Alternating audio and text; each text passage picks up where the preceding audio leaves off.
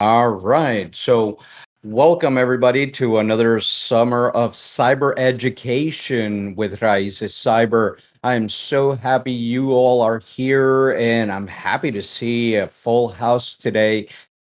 Today, we're going to have an exciting session with Juan Fernandez from our Chicago chapter, our director from our Chicago chapter. So if you're not registered to one of our chapters, please let us know in the main chat where you're from, and we will put you in one of the chapters so you can have some local chapter support. And without any further ado, let's start today's session on building your own cybersecurity lab at home with Juan. So Juan, take it away, sir. Yeah, thank you, Eric, and hello, everybody. Happy Saturday.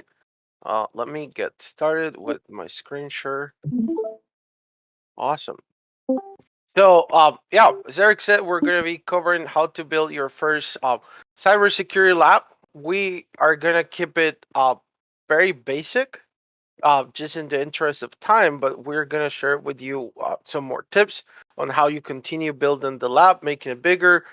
There'll be also some links we'll share after the presentation, and then of course we'll have some time at the end for Q&A. With that being said, so first, a little about me. I work as a systems engineer and voice engineer. I am also a cybersecurity student, like many of you here. I've been trying to learn cybersecurity for the past year or two. Also, I volunteer as the Chicago chapter director for Raices, and I'm also the state coordinator for the Information Technology Disaster Resource Center here in Illinois. And I'm originally from Colombia, been here in the US for about 10 years or so, and have been working in tech for about half of that time, but long time computer nerd since I was about 5 or 6. I always joke and said I never got a bike as a little kid. I got a computer instead. I got mildly decent at computers. I still cannot ride a bike. Probably a little too late for me to even try to learn. So I just stick to computers. Now, a little overview of what we're going to cover today. So we're going to chat about why it's important to have a lab. Why will you even go through uh, the process of building your own lab at home? Setting up virtualization, things like that. We are going through the process of how to set up the hypervisor. So we are going to do it on VMware. You can also do it on Virtualbox. I personally don't have a preference. I just kind of started doing it with VMware and stick to it. Some people have a preference. I think they're both equally great. They both do the job. Then we're gonna look through the lab design, like what do we have exactly, where are we gonna include, what can you include later on. And finally, we're going to set up two VMs on that lab for today. So we're going to set up Kali Linux as our cybersecurity tool. So a lot of you are familiar with Kali, great Linux distribution, pre-packed with a ton of information security tools. So we're going to use Kali. Doesn't mean you have to use Kali. There's a ton of other options out there. And for our target machine, we're going to go with Metos Portable 2 from Rapid 7. And I also have a list of other places where you can get yourself some target machines. So with that being said, let's go ahead and get into the lab part.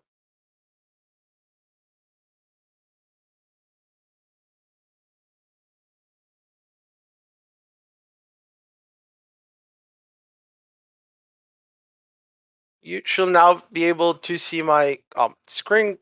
So first things first is why you want to have a lab. So having a lab at home allows you to practice on your own time, right?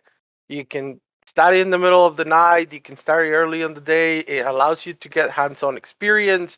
You're not just reading books or watching videos or reading articles online.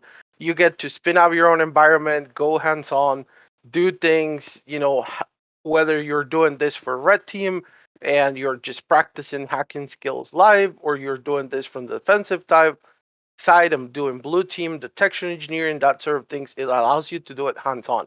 I know Kevin is here watching us, and Kevin is big on like how like important is to build a lab to gain experience. I am there with Kevin.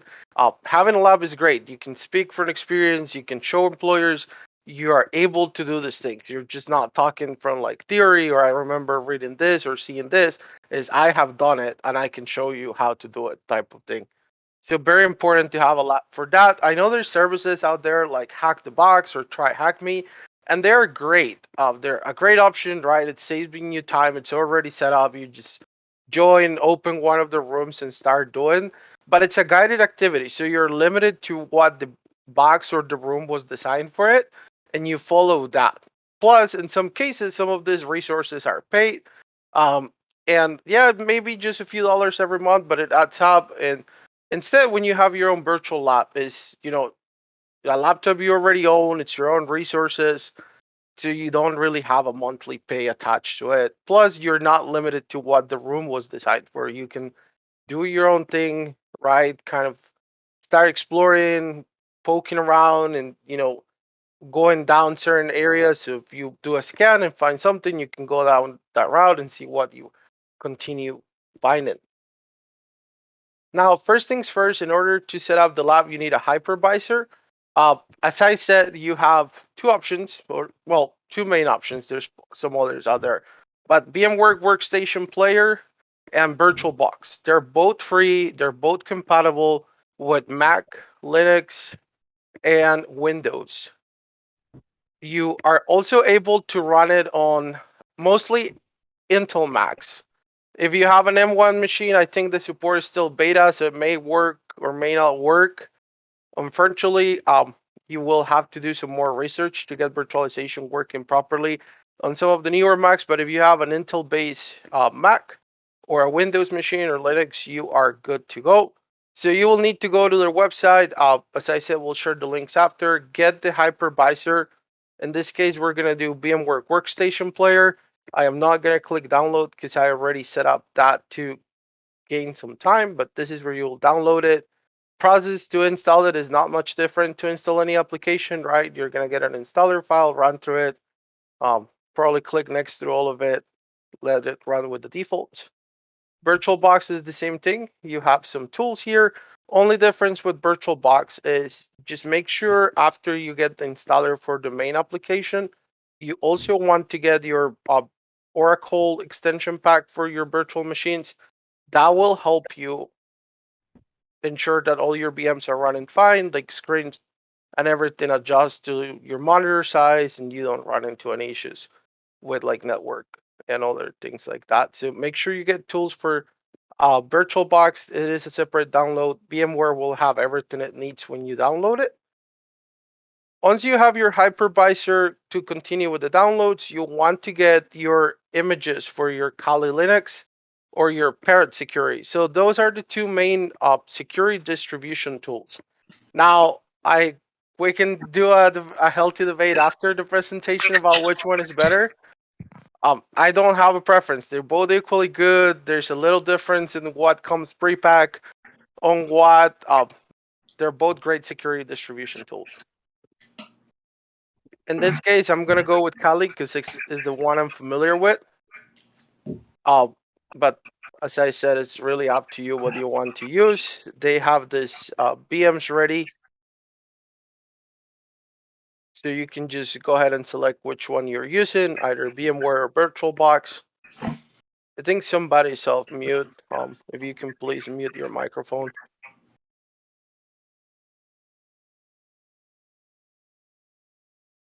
So just make sure you select the right images for what you're doing. The good thing about this is the virtual machine, it's all set up for you.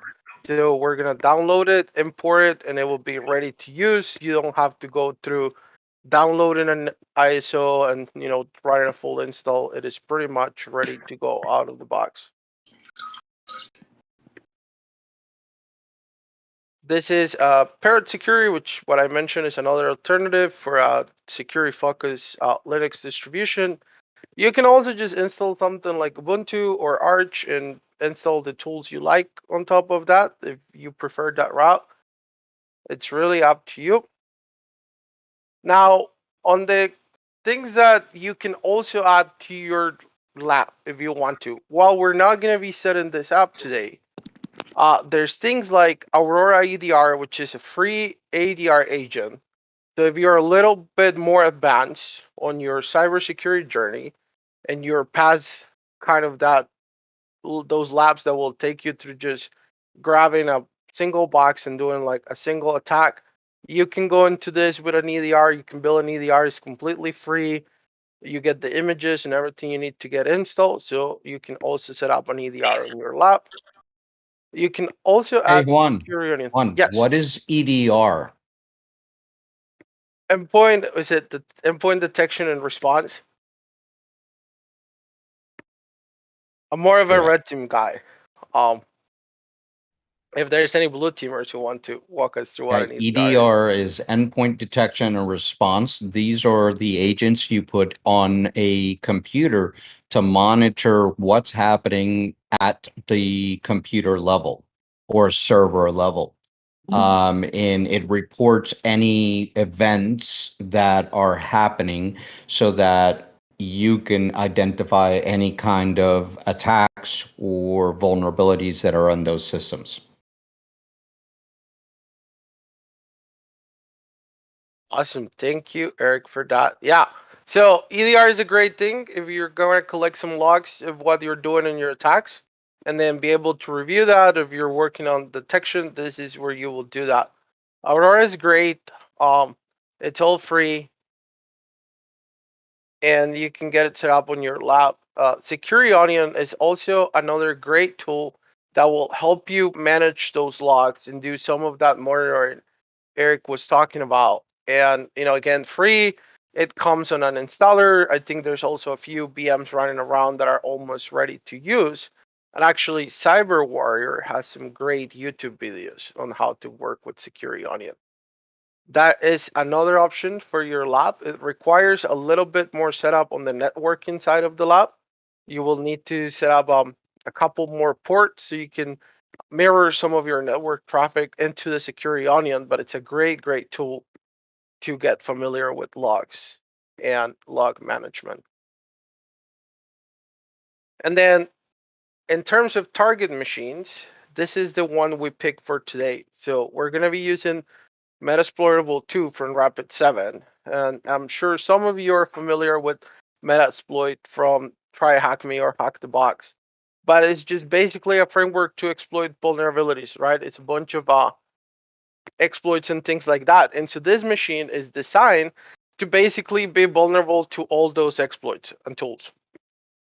Instead of you having to kind of like build your own machine and see which ones you can test, this one ensures that you can test all of them. It's already ready to run. It's very, very small, so it's not resource intensive for your machine. That's another important part. This lab is compatible with anything. You can run this on like a simple laptop as long as you have at least probably 4 cores or so, about 8 gigs of RAM or so. You can run Kali Linux, Metasploit together with your Windows installation or Linux and still have enough resources. So this lab can work on, very budget friendly machines all the way to, if you have a nice gaming rig with a bunch of cores, tons of RAM and storage, then you can create a huge lab. But if all you have is, a small budget laptop, you can have a little lab. And that's also a choice. Unfortunately, it doesn't run on things like an iPad or a tablet, but it runs on pretty much every like recent laptop in the last couple of years. That's another thing you want to keep in mind when you're building the lab. So you're building these computers inside your current machine, right? You're virtualizing infrastructure. That means you're sharing resources. You're sharing cores from the processor, you're sharing RAM, you're sharing storage. To make sure you have enough. You never want to, you know, put your system, your base system, in a position where it doesn't have enough resources to run anymore. So I will make it a rule: reserve at least 2 cores for your system, at least 4 gigs of RAM to run. Everything else that you have left over past that, split it around between your VMs. I know Metasploitable for sure uses a single core and only 500 megs of RAM. So it's very small, very friendly, but it gives you a great target to just go and try a ton of different techniques, ton of different exploits. Now, if you have more resources, you can maybe bump up your Kali installation with a couple of cores, 8 gigs of RAM. That way it runs a little faster. But to start, you can use very, very little and have a great lab. Start adding things. You can have multiple VMs that are built and ready, and you don't have to use all of them if you're in a little strut for resources, right? Like you're gonna see in a little bit. I have, I don't know, 10 different machines on my lab. It doesn't mean I spin all of 10 at the same time. Sometimes I'm just testing a Windows server. Sometimes I'm testing an Ubuntu machine, right? And so I only turn on what I need. That way I don't have to run this huge beefy system to power everything at once. So turn off what you don't need, keep on what you need. That way, you can use a lab with what you have. Don't have to go out and upgrade your computer, right? Do all of these things just so you can run a lab.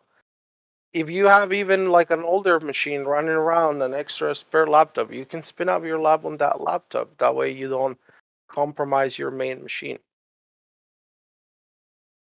So all of the download links are between these pages. All of it are almost ready. Metasploitable is also built and just ready to import into your hypervisor. That way we're not going to have to do any installations. I'm going to turn off my camera for a bit just to save some bandwidth as we're going through the lab. Now, this resource is great. So Ballhop is a collection of vulnerable machines built by the community. So there's machines that are contributed by the community, there's machines that their team has built, but all of these are different choices you have for targets. So you see some of them have difficulty levels. We will say whether it's an easy machine, a medium one. So this allows you to um, determine what's best for your level of skill. And then as you click through one, it will tell you what skills you're practicing. So it gives you download information. It will give you a little description of what you're going to do during the machine, what flags they have if they have set it up as a CTF style machine. Um, it gives you the file information so you can verify you got the download here. It tells you what type of hypervisor is ready for, tells you what OS is running, if there's any specific networking settings you need to adjust on your lab. It even gives you a few screenshots of what it looks like so you have an idea of whether things are working or not the way they're supposed to once you set it up. So great library of resources. You can go in here, right, grab whatever you feel comfortable doing. If you want to find yourself a good challenge, maybe get something that you think sounds interesting that you don't immediately feel comfortable doing, right? A good challenge is always a way to push yourself and learn some more. Now, be careful with this. Some of these machines get a little too real. So if you don't set it up properly, you may cause some issues with your main system. And we're going to walk through how to set up your lab properly so these machines don't have access to the internet. That's very important as we're setting up the lab. Remember, these are vulnerable machines, right? Like they're designed to have a bunch of open ports, run older versions of things that are vulnerable that have known exploits. So you don't want to expose this to the internet, right? You just want to have it host only. That way you can communicate between your laptop, your lab computer, and the machine. That's it. You don't want this out to the internet. And the same thing goes for Kali. I see a lot of people likes running Kali as a daily driver. Kali is not a daily driver distribution unless you know how to secure it, right? You have a thing full of information security tools, full of vulnerabilities, and you don't want to expose that to the internet. Now, another machine that you are able to add to your lab is pfSense. So pfSense is a firewall, right? They have physical devices that you can purchase and deploy on your network, but you can also virtualize pfSense. And this allows you to create VLANs within your lab to block certain traffics, do a little bit more of a complicated or advanced setup on your network. So you can virtualize pfSense. To pfSense today. It'll take probably the entire hour just to set up pfSense.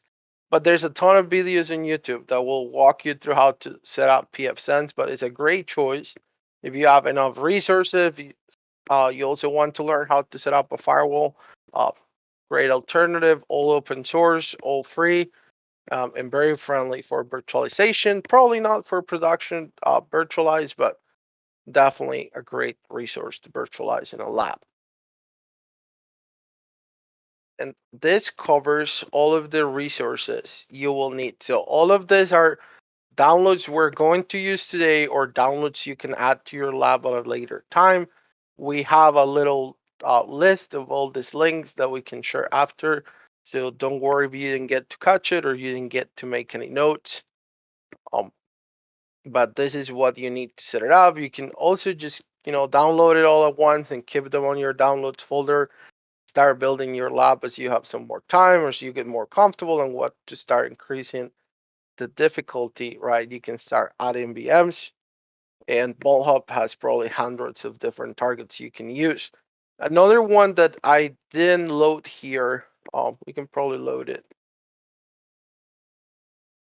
The Microsoft Evaluation Center. So a lot of you know that we see Active Directory in companies. A lot of the environments that we work in cybersecurity use Microsoft products, right? Microsoft Server, Active Directory. A lot of us use Windows laptops on our daily drivers.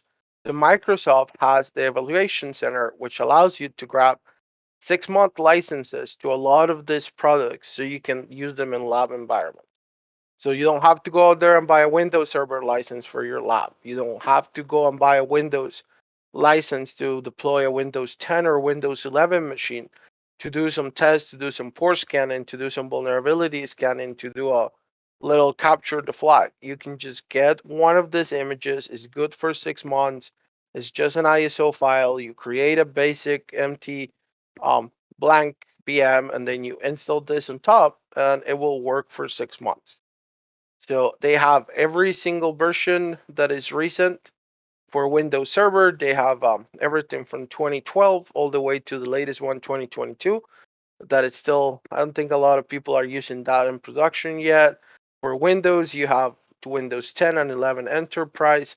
So really a great resource for you to just get these images, don't have to pay for licenses, and you get to try it and build your lab with these things. You can build a small Active Directory environment, right? A single domain controller, maybe a couple, 2 or 3 machines joined to that domain, and then you can start doing some cybersecurity work. In AD, you can also learn how to set up AD from scratch. So great options, all for free. They last in about 6 months. So you can just take a snapshot, you can destroy the VM in 6 months and reinstall it. It works. So another great resource that you can get more target machines from. Now going into the lab. So as I said, I already took care of installing VMware ahead of time. But installation, just run the installer, go through the steps, it'll be ready. It may require a restart because you're downloading some virtual network adapters, drivers, and things like that. So you will need a restart before you're fully able to use it. But other than that, pretty easy to install.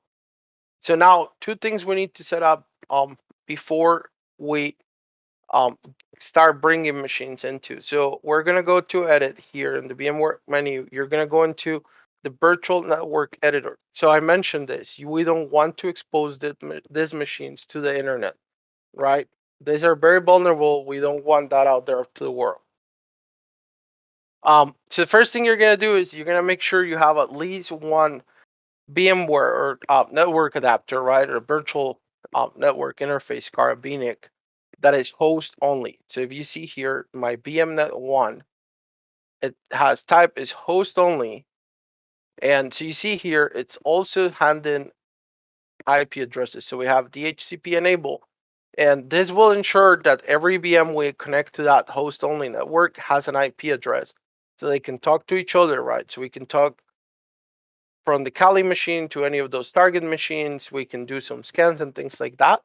So you want to make sure you have DHCP enable and your host only.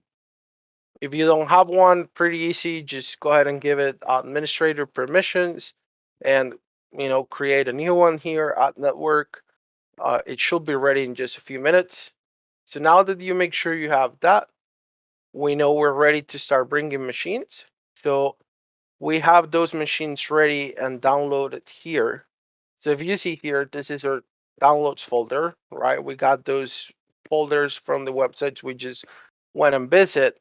They usually come up in some sort of compressed archive. So you need WinZip, 7-zip, something like that to open it. WinRAR, just make sure you have that installed on your computer. And we're gonna go ahead and open those up. And so we have Kali Linux here, and we have Metasploitable 2 ready. So now we're gonna go ahead and bring them into VMware. So we're gonna do File, we're gonna do Open, and we're gonna navigate through that lab folder where we downloaded everything. And so we see here we have Kali Linux ready. We're gonna click through this. It will recognize the right file. And so we're just gonna bring it here. This can take a few minutes or a few seconds depending on how much power your machine has, but it's a fairly quick process. So we have Kali Linux there. Now we have to bring Metasploitable 2. So we're gonna go ahead and navigate back to that folder.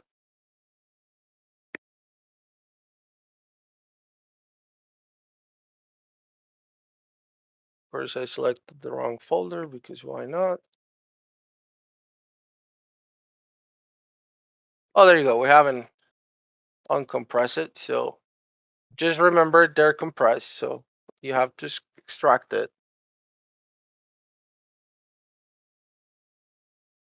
There you go. So now it should be good to go. We're going to come back to Workstation, do the same thing. We're going to do File. We're going to do Open, and it should be here. Just navigate through the folders. And here it is. So if you see here, now we have both machines are here. Now it's importing with the default configuration that it was brought on, right? So we need to adjust it because if you see here, we have two network adapters. One is using NAT, which means it's gonna have access to the internet, and the other one it says host only. We don't want that, so we're gonna go ahead and do edit, and it will open. This is where you can edit all your settings. So if you're a little strapped for resources, go ahead.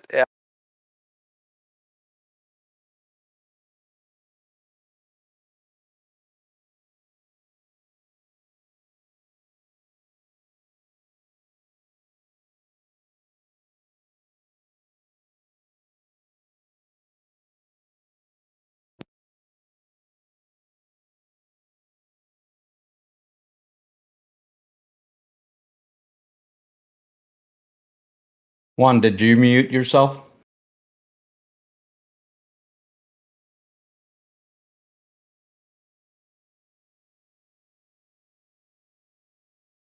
Juan.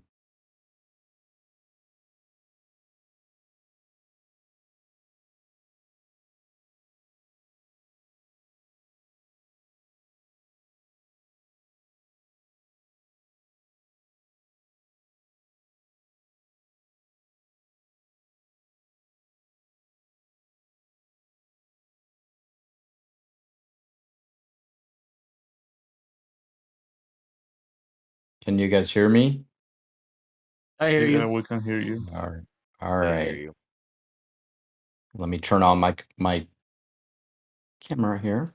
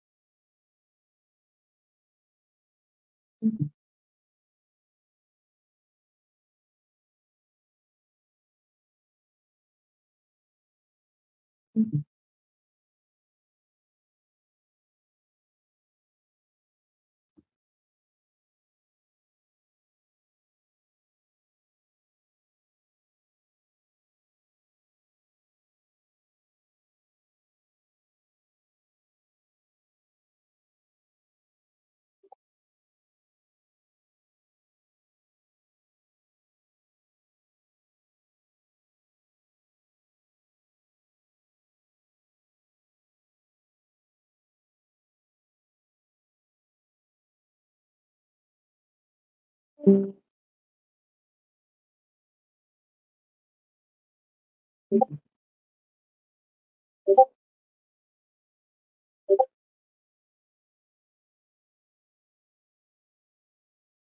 I'm going insane trying to get him get his attention. Yeah. Can you call him through Discord? Maybe. Okay, no, let me do that.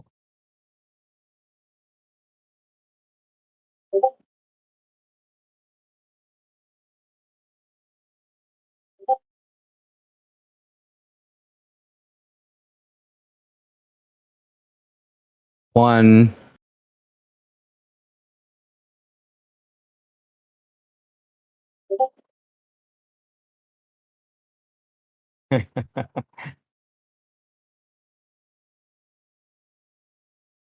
You were just collecting bloopers. He'll be fine. I know he's definitely in the zone there. I think we should call help desk and put in a ticket. Yeah, let's know if there's somebody that knows help desk.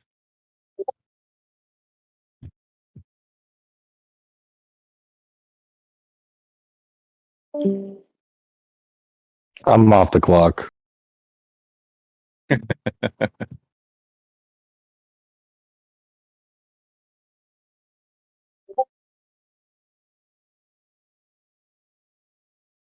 Tech, where you at? Help him out. Wait, can you guys hear me? Yep. Now we Yeah. can. Now we can. Okay. Yeah. How long were we off audio? A few When you minutes. configured the network, your audio Over went 10 out. minutes. Yeah, it went out over 10 minutes. Awesome. Well, it did not tell me. It was showing me there was mic activity, so I apologize for that. Oh, no problem. All right. Well, let's go from here. So we've installed Kali Linux and you've changed the password. Take it away from here. Okay, let me make sure we have a second mic.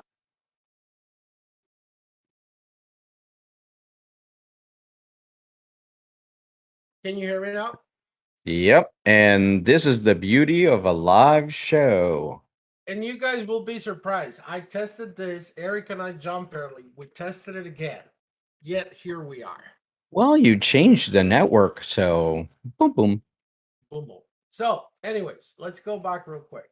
We changed the network, and you guys probably saw it on my screen, but we brought the virtual machines in. Yeah, we got bloopers at least. We can make something funny with it with Dancing Granny. So after we brought in the network. What we did was we import the virtual machines. So I click here and open, and we had a folder with those downloads we got from the websites I showed you earlier. So we have Kali Linux downloaded and Metasploit ready, right? So we're just gonna they comment 7-zip file, WinZip, WinRAR, whatever you want to call it, for compressed archive. So you want to go ahead and extract that right on your file explorer, get it all extracted, get it ready, and now everything is on outside of the compressed files. We're gonna go ahead and do open, and you're gonna go one by one, click through it, and you're gonna import it into VMware. So if you do open, now what it's going to happen is it's going to bring a second version of, in this case, it won't bring it because it already knows I have it.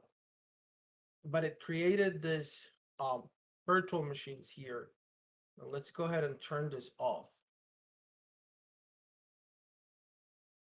Just to double check, you can still hear me, right? Yes, we can hear you. Okay. Yes, we can hear you. Now I'm just gonna be paranoid the rest of the stream. So let's turn them off and go back a couple steps. Good thing I didn't make it all the way to the end, right? So once you import them, it's gonna look something like this, right? What you need to do is you need to go in here, do edit virtual machine settings. And here, this is where you can, change how much RAM memory you're giving to the VMs, how many processors. I'm limited to the defaults because I have enough resources for this.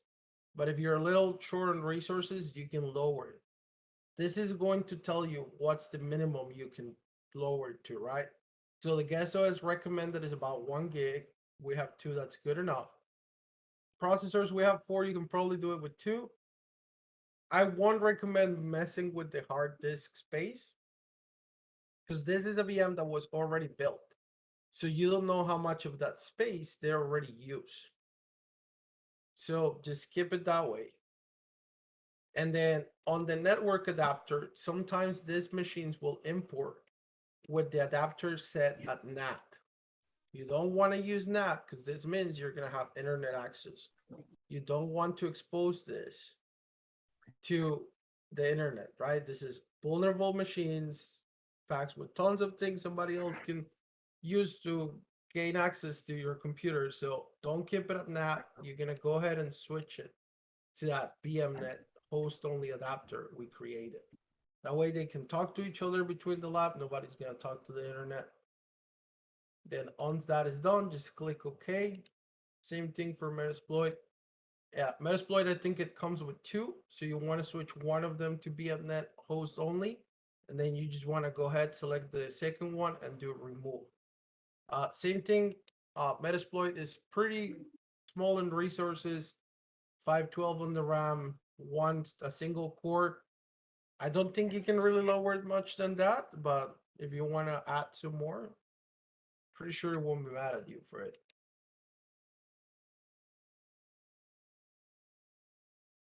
Yeah, you can give it half a core. That works too. I mean, I wonder if it will even boot. Yeah, thank you, Kevin, for doing the ticket. I appreciate it. But so once you have those things running, just go ahead and click Start VM. Give it a few minutes to boot up. Depending on how much resources you have on it, it will take a few seconds or a few minutes. If it doesn't load up, you can reach out to your trusty help desk advisor. I'm sure they can help you. And then Kali is set to have default username Kali, and password is also Kali. Very secure. You want to change that password as the first thing you do on Kali. So go ahead and click the terminal and change that password from Kali to something else. This is why we say we don't want to expose this to the internet, because with those awesome super credentials, you don't want to expose it. Or you can live on the edge and just keep the Kali password. That works too. Yeah. I mean, it's Saturday, right? And don't do what I do. I change the passwords and then I don't remember. That is also an option. You can do a 25-character password, symbols, numbers, everything, and then forget it. That's also another advantage of having your own lab. If you forget your password, you can just trash this VM, download it again, re-import it, and start from scratch. Right? I know some people get attached to their VMs and they don't want to let them go, but that's what they're for. They're to learn, break it, put it together again. That's what it's meant to do. Now be careful, don't use that same philosophy in your personal machine because you may lose some info between wipes if you don't have good backups. But on your lab, just don't spend a ton of time troubleshooting these things. Just destroy it, spin it up again. So Metasploit, it's CLI. So you're not going to get a GUI, not that you need it, because we're really not going to be interacting with this thing directly, right? Ideally, we want to use Kali to see what we find on the CLI or command line interface. And if you ever need to access anything on the CLI for troubleshooting, if you go to their documentation, they have the credentials here. So if you ever need to access just to make sure what's the IP address, right? Because there's 2 ways. If you need the IP address to interact with it, you can just log in on the CLI.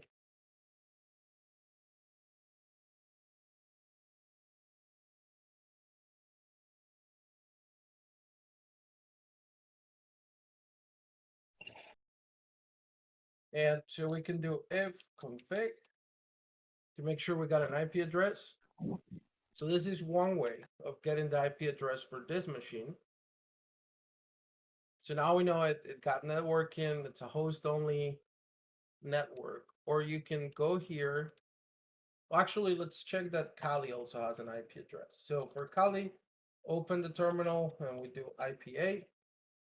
And so we should have an IP address here. So you see here we have IP address of 192.168.60.130 for Kali, and then we have the same subnet IP address, but we have 131 for Metasploit. So now we know both machines are up and running, right? We have network connection. Let me make my terminal a little bigger. So we know things are working. So first thing we're gonna do here, no, to 145 now. So we're gonna clear the terminal. So I'm gonna show you what I kind of start doing just to test that the lab is working. First thing I do is I'm going to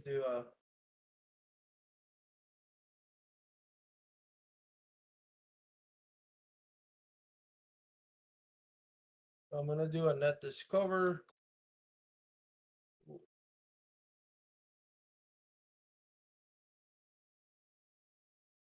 So this is just a command to scan the network to see if it finds any host.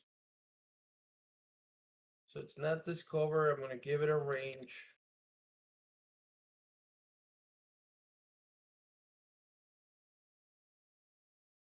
I'm going to enter my password and we're going to let Kali scan. So if you see here, Kali already found 3 hosts on this network. So let's say we didn't have access to that Metasploitable machine to get the IP address. Now we know Metasploit is this host, the 131, right? One is the broadcast IP address. The other one is our default gateway.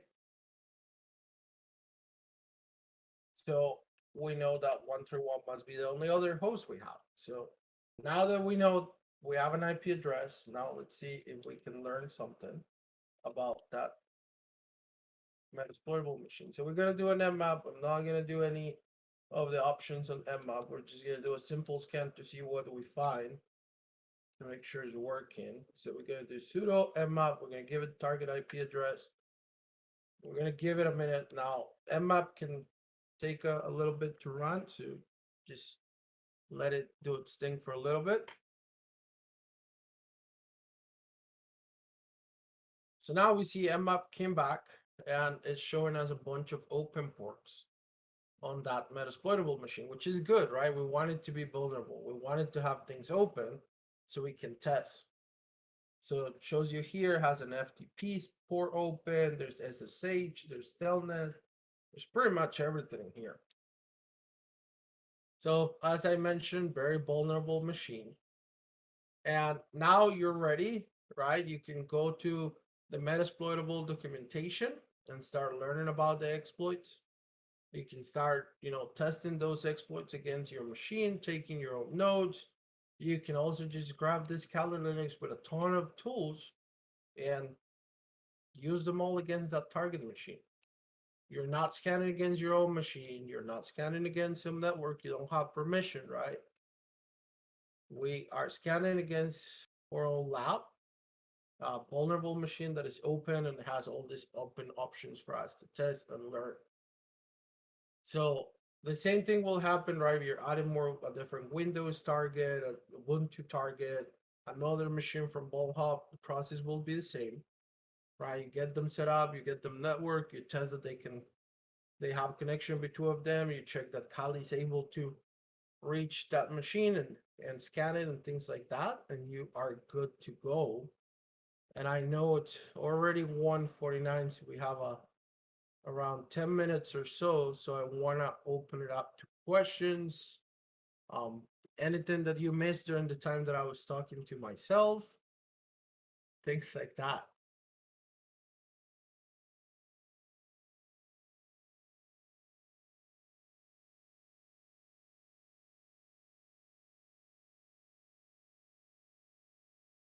So, Juan, what do you recommend for someone brand new, like starting out? Like, what do you recommend first before they start doing hacking or any labs or anything like that?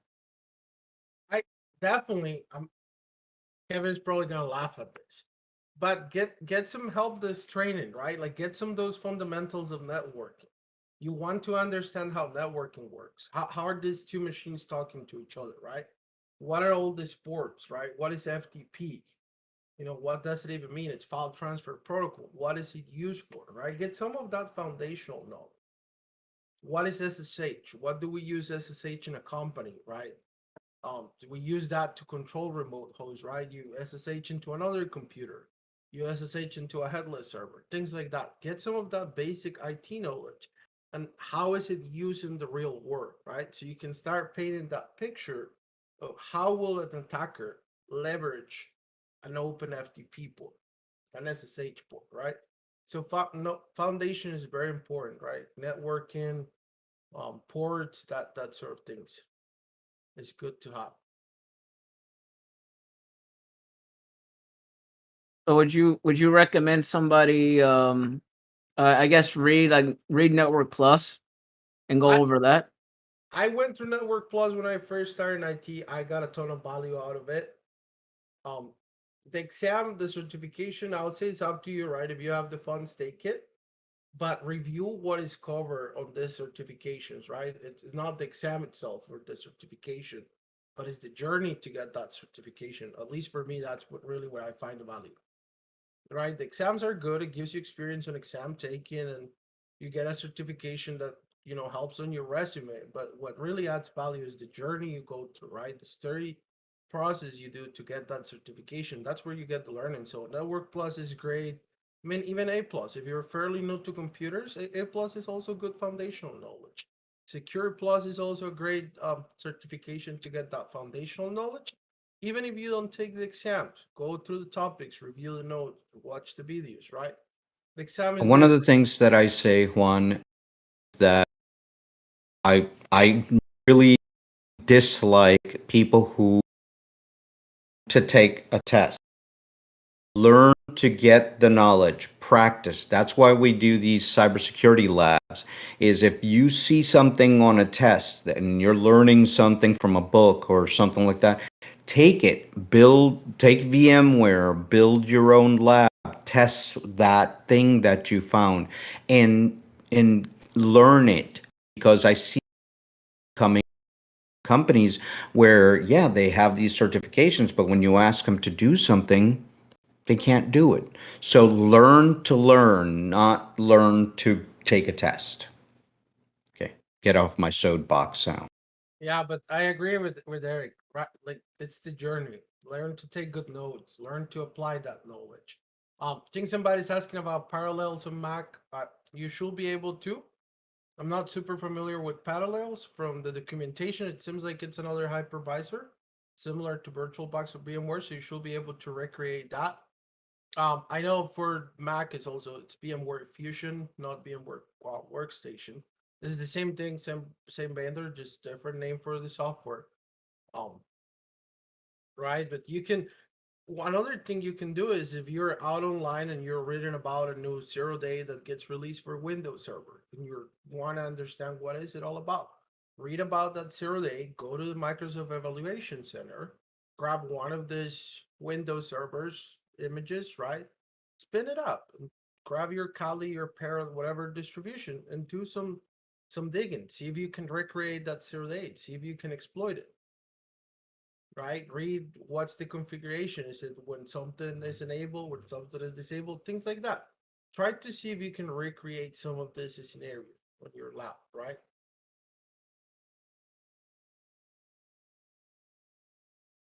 That's when you start realizing like some of these 0-days are very easy, and you're like, oh wow, it's really that easy. Yeah, it's that easy. Sometimes things sound very complicated. You spin up your lab, you try to reproduce it, and you realize, oh wow, this was not rocket science. It seemed a lot of scary on the books, right? I was gonna say that it's muscle memory. Just keep doing it over and over again until rinse and repeat until you get it, and you figure it out, and then you lab away. Like one thing is watching a video, and another thing is actually physically doing it and understanding why you're doing it. It's very important that you lab away and learn those skills. Yeah, I have a personal rule. I do one lab every day. It's not always cybersecurity.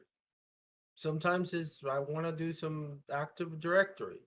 Maybe I remember things I used to do in Windows Server when I was a system administrator, and I just want to practice so I don't forget. But getting here 15, 20 minutes, do a little lab every so many months or weeks, destroy your entire lab, rebuild it, right? Practice VMware. You get to learn That's very virtualization. important. That's a very, very important. When learning and building lab, is look at fundamentals. How to set up, and I'm doing this for Kevin. But how do you set up a print server? How do you set up your your print server, your network, your switches, your route? Start that.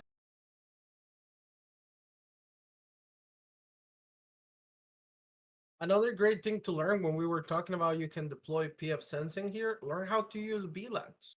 Maybe you can apply some of that on your home network, right? You have a different VLAN for your IoT, for Alexis, that sort of stuff. If the rest of your family likes using that, and you have your own VLAN for your lab. It doesn't always have to be, cybersecurity related topics. Maybe you're still learning cybersecurity, but you learned so much virtualization, you can find yourself another job that gets you in the door related to VMware or virtualizing things. You can also deploy similar labs in the cloud. So maybe you start getting comfortable with VMware and Virtualbox and things like that. And then you jump and try to recreate the same thing on AWS or Azure using their free tiers. So you keep adding skills.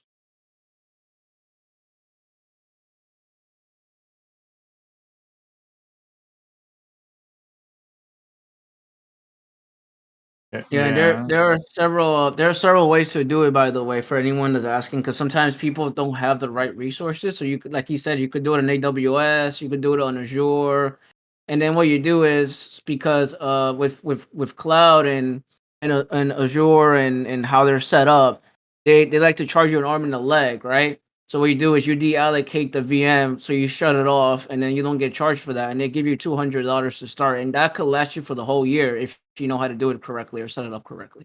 So Yeah, I'm doing emphasis in the part of knowing the things you're working on because an example is Pound to one of the biggest cybersecurity conferences where 0 days are published.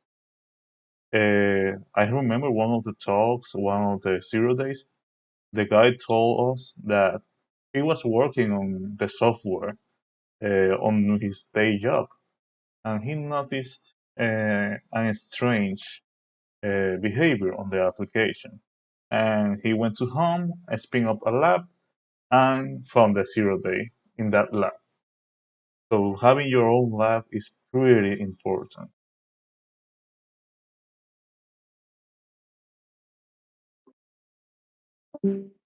All right, I'm going to try to talk. Can you guys hear me okay?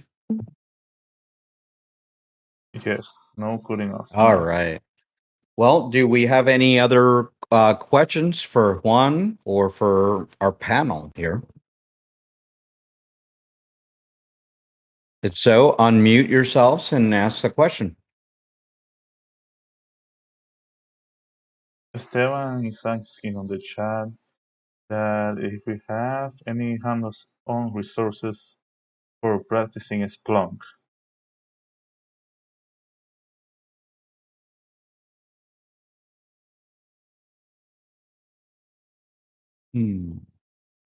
Well, what I do for Splunk is I use Elk. Elk is free, and you can download Elk and install it in your VM if you have enough, and be able to do similar things that you're doing with Splunk. And if you download, like I said, Wazoo, which is a SIM-based tool, you can also download Elk and be able to use the same functionality that you would normally use for Splunk to learn about that. So Elk and Wazoo. And again, that's very important.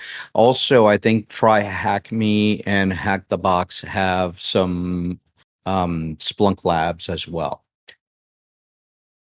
Okay, hope that helped you. But Elk is my absolute favorite, but don't tell anybody I said so. It's WAZUH. So, all right. Well, with that, I want to thank everybody for taking some time. Thank you, Juan, for doing this presentation and for helping all our members and all our friends here to learn more about building your own lab. If you guys have any questions on building your own lab, of course, we've got the Discord here. So jump into either the blue or the red and channels there and ask your questions. After this, you can also reach out to Juan in the Chicago side or in the general, just tag him and ask him. And yes, Kev, Splunk does have some free training, so in their website. So there's a lot of free training available, and take advantage of that. And if you take one thing out of this talk, is that in order for you to learn cybersecurity, in order for you to learn to be in this field, practice. Hands-on is going to do, muscle memory is going to do you best. So again, thank you very much to Juan. Thank you very much for Kev. Thank you very much for Leon and the rest of the team for being here and supporting this. And again, next week, just letting you guys know, we are going to have various streams in our YouTube channel, in the Raices YouTube channel from CyberJitsuCon. And we're going to bring you some of the folks that are going to be attending, some of the leaders in the area. So please go to the YouTube and subscribe so that you get notified when we go live. We're going to live frequently from there. So make sure you're subscribed so you get notifications, and we'll let you guys know on the Discord as well. So thank you very much. And this concludes the live session of building your cybersecurity lab. So thank you again for everybody to being here. Goodbye.